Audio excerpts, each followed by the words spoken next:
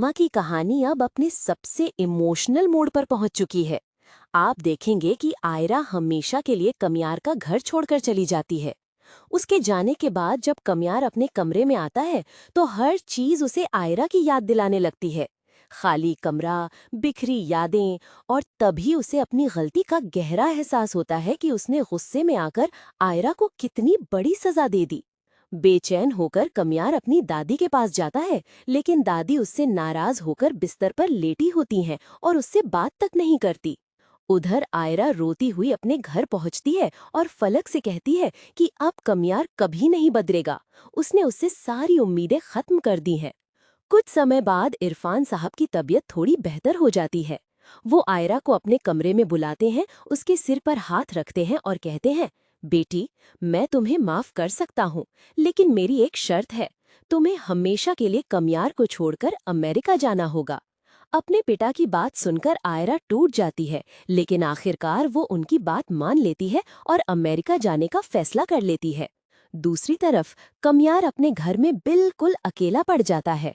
हर पल उसे आयरा की मोहब्बत और उसकी अहमियत का एहसास होने लगता है। बेचैनी में वो बार बार आयरा को कॉल करता है, लेकिन आयरा उसकी कोई कॉल नहीं उठाती और आखिरकार उसका नंबर ब्लॉक कर देती है। कुछ ही दिनों में आयरा की अमेरिका की टिकट भी बुक हो जाती है। इरफान साहब और नादिर उसे एयरपोर्ट छोड़ने के लिए निकल पड़ते हैं।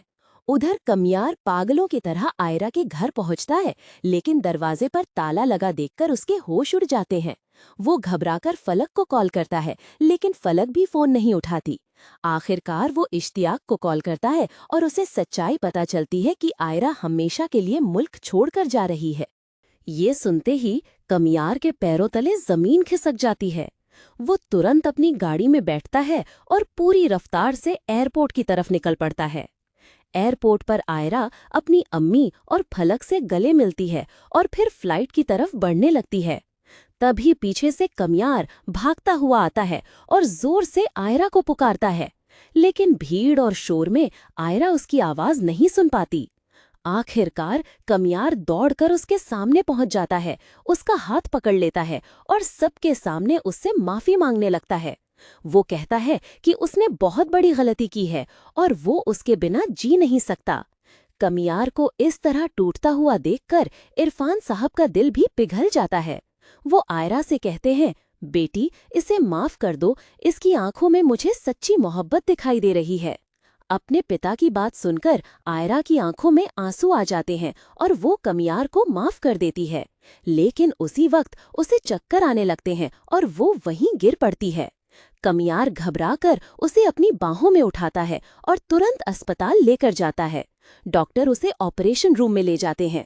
थोड़ी देर बाद डॉक्टर बाहर आकर मुस्कुराते हुए कहते हैं, कमियार, मुबारक हो, आयरा माँ बनने वाली है। ये खबर सुनकर कमियार की खुशी